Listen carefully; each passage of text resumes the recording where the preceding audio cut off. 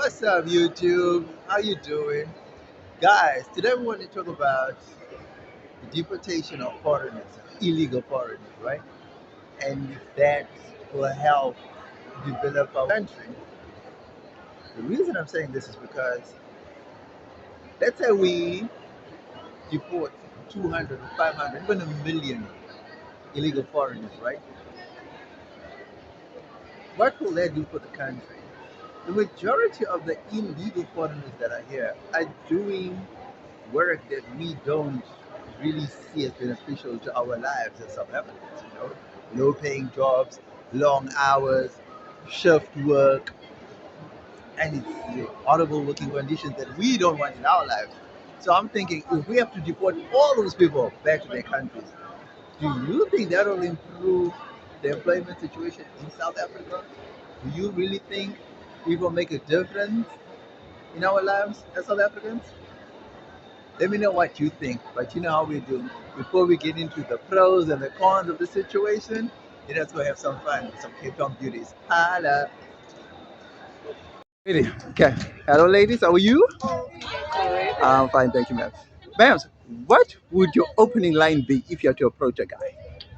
So it would definitely be like interest or soccer because I love soccer. Interest in soccer. Manchester Really? City. You're a Man City fan? Yes. And you Man City as well? Both of us. Really? So if I may ask, why Man City of all the teams? Why Man City? Okay. Mhm. So like let's say 8 years ago, Yeah, I yeah. wasn't into soccer or anything. Yeah, yeah, yeah. And then I just saw Sergio Aguero and Pep Guardiola them and stuff. And then, Ooh, you even know names. Yeah, no, you even know definitely names. because that time was the Vincent Company them and that. And then I just Yes. started getting interested and then learning like penalties, the offsides, all that. And then after that, just went deep in. Really? So it wasn't because of a crush on a certain player that you said, oh no! Crash on me. I knew it! Is it? Then who was it? Woo! Unfortunately, Is it? and Mhm. Jesus. Woo! Yeah, I know for sure. No? All right, cool. Thank you very much, ladies. Enjoy the rest of your day. And one more question. What is your beauty tip? What is your beauty secret? Why do you look the way you do? What's your beauty secret? We already said you don't drink council water. I drink Oh, okay. we drink whatever water. Yes, yes, yes, yes, yes, yes, yes. But otherwise, just smile. If you have life, you glow. As You I, glow. true. Thank you very much, ladies. Thank Enjoy the rest of your day. Thank Ciao, man. you. Bye. So let's assume, one day Cape Town wakes up, the government decides we are deporting all illegal foreigners, right? Cool. I think that would be a brilliant idea. Don't you think so? Now, here lies the question fundamentally. If we deport all these illegal foreigners, right? And they go back to their countries, for example, right? Question is, who's going to fill the vacuum left by these people? Now, the reason I'm asking this is because most of the jobs that these people do are jobs that we really don't want to do, like I said previously, right? So imagine deporting a million people, right? Doing jobs that we don't want to do. Are we going to take those jobs? Because we already don't want them while they've been occupied. So why would we want those jobs when they're unoccupied, right? Another question is, while we are busy debating, fighting, pushing for deportation of these illegal foreigners, right? What benefits will that bring to our country, right? If they cheap labor is what is helping drive the economy. Do you understand what I'm saying? Because at the end of the day, a lot of things happen simply because, oh wait, a lot of things are happening because of this cheap labor that we have in the country. You understand what I'm saying? So, on the one hand, if we really come to look at it, right, it looks like it will be a blessing in disguise. It will be like a miracle if we just made a clean sweep and they all went to their homes, right? It would look like from the surface, it would look like that, right? Do you know how many companies, farms, restaurants, shops would collapse if these people went home? I mean, we don't want to be working until 11 o'clock at night, 12 o'clock at night, starting at what, 7, 8 in the morning to about 12 at night. Those hours are not South African hours, not by any means necessary. So why would we want the low hanging fruit, the low end of the market to be eradicated when we don't want to be in those positions? You understand what I'm saying? It would make sense if the government deported the foreigners that were in high level positions, with your degrees and all, because what's happening is there's graduates who are unemployed, sitting at home now, 3, 4, 5 years, 6, 7 years without a job, right? Imagine if we deported these high level foreigners that are occupying high level positions and with degrees. Now, wouldn't that be a better decision if we actually took a South African with a degree who has no employment and put them in that position or in those positions? Wouldn't that make more sense? Okay, now listen to this. The Minister of Home Affairs, right, says they are looking at importing or employing 11,000 foreign graduates. 11,000. Now, my question is this: in what fields is he looking at employing these people? Are you telling me that we do not have 11,000 graduates? Or are you saying that we do not have the capacity to train 11,000 South Africans for that position, for those positions? Now, see, that for me just doesn't make sense at all. You know what I mean? Because I'm thinking the positions that really matter, right, are the ones that are high ranking and not low ranking. But according to the Minister of Home Affairs, it's the positions that are high ranking that are of importance that need to be fulfilled by people. And 11,000 of them? Guys, are you serious? I mean, I don't know if it's making sense to you, but this just doesn't make sense at all. Where on earth do you get 11,000 foreigners coming to work when you could simply employ 11,000 locals? Doesn't that make sense to you? Oh, logically. I mean, okay, so these 11,000 that are coming in,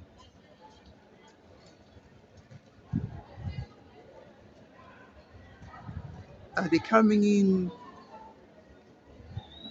with investments, or are they coming in to be a burden on the system?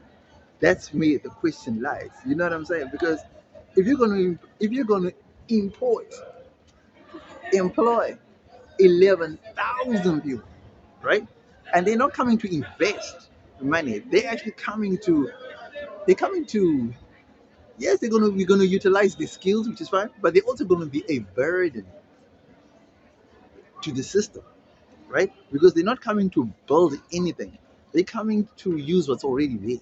So you can imagine 11,000 extra people on the clinical system, on the medical system, on the what else? What else is there? On the housing system, you know?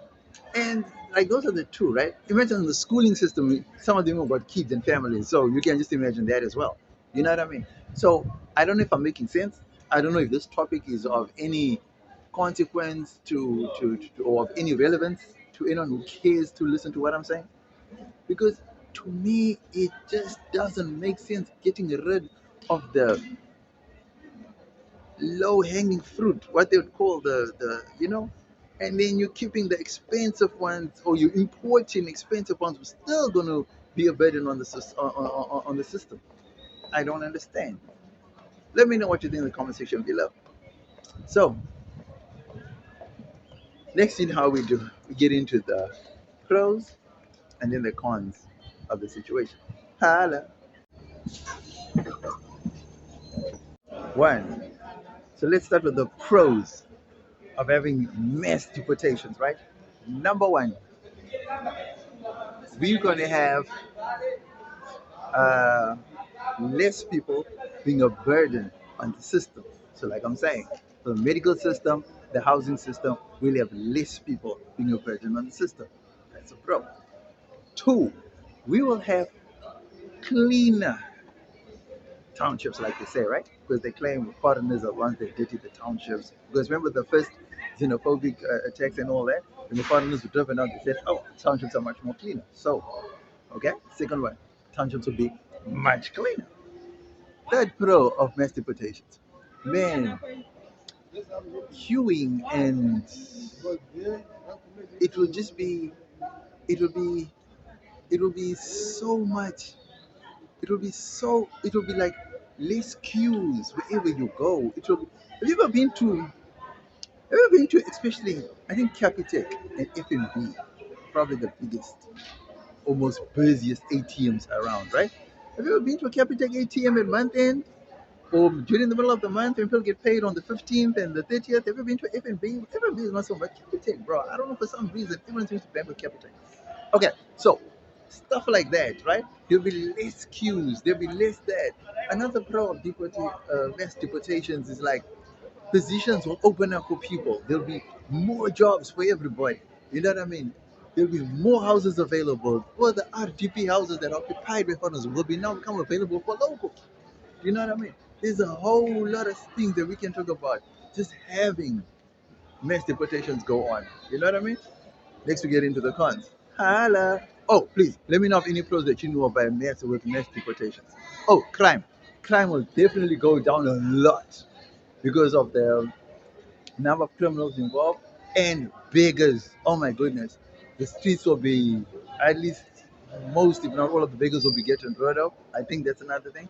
If you have any other pros, please let me know. Holla.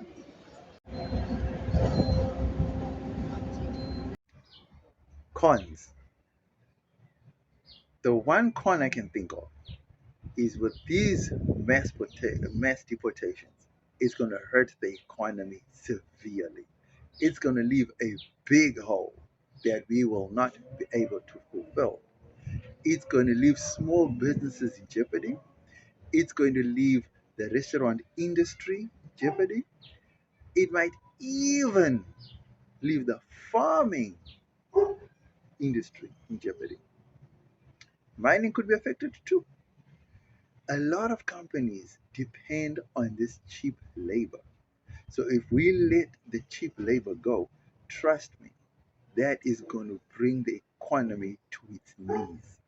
I may be wrong, but that is the biggest con that I can think of. There's no other con that I can think of other than that. Next, we get into the review, final verdict. Holla.